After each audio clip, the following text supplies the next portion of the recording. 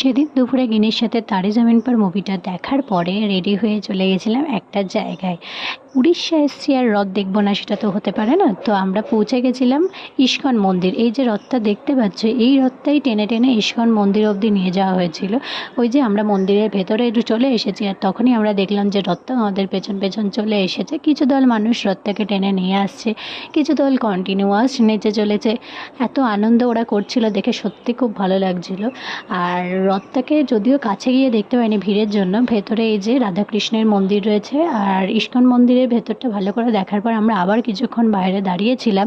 দাঁড়িয়ে আমরা কিছুক্ষণ দেখছিলাম, খুব ভিড় হয়েছিল। তারপর আমরা গোলবাজার চলে এসেছিলাম, ওখানেও একটা রথ হয়েছিল ছোট্ট ওই যে।